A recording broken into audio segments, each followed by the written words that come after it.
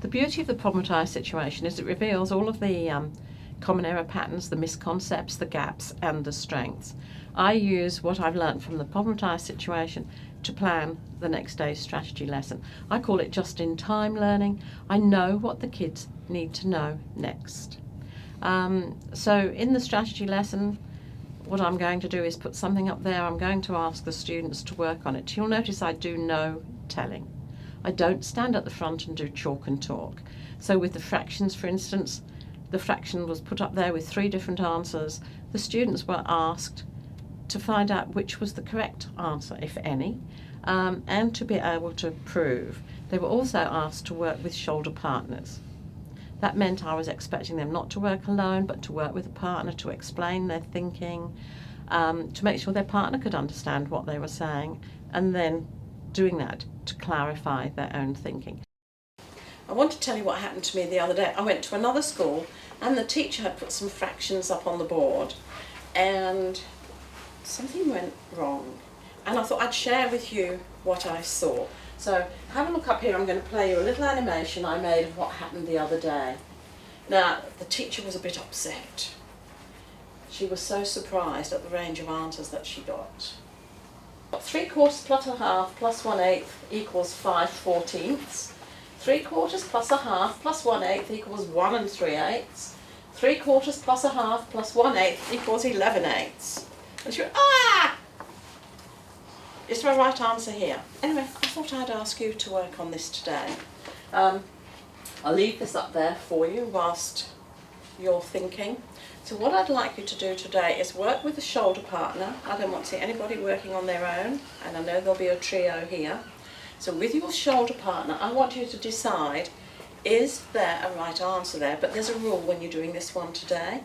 What I need is some diagrams or some working out that proves which answers are right, which are wrong. It might be nice to know why the kids had so many different answers, what went wrong. Remember, I need some evidence, I need some diagrams or something. What you're not supposed to. And then we'll add 8 onto that. So we've got our 1. So was I meant to do an 8th as well? 1/4. That's what we've got at the moment. We saw a strategy lesson. You saw me put that set of fractions on the board with the wrong answers. What did you notice then? What happened then? I liked the way the children in particular just got straight into talking to their partner side by side. But what really stood out for me was that the conversations, the diagrams, and I didn't see you working hard. The kids were working harder than you. So why was that, do you think? Because they should be doing the thinking. Right. Was I very necessary? Finding out for themselves.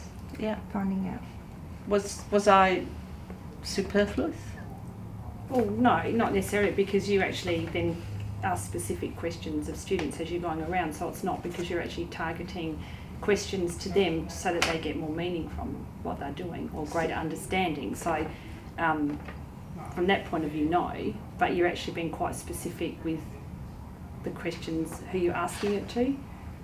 So it's not questioning, not telling. Yeah, Yes, I know yes. sometimes when I see a kid work and I'll come over to their diagram and I'll say, I can see you understand this, you've done this, this and this, where I notice you ask the kids to tell you what they've done, to verbalise what they had on the bit of paper, and I guess it confirms it a bit for them and more people around, so that was interesting. You've come to part of it there. Why do I do that? Well, they actually clarify their thinking when they, if you're asking them to explain it, then it's clarifying for them what they're actually doing. Because you could give someone a formula and they might be able to write it, but you could ask them and they won't be able to explain or show their understanding. But with that sort of questioning, it's actually, they've done it, because you'll still find some kids when they go to explain it to you will go, oh, because they actually realise it might not make sense or it's not what they thought. So that helps them clarify their thinking and so they're deepening their understanding as there.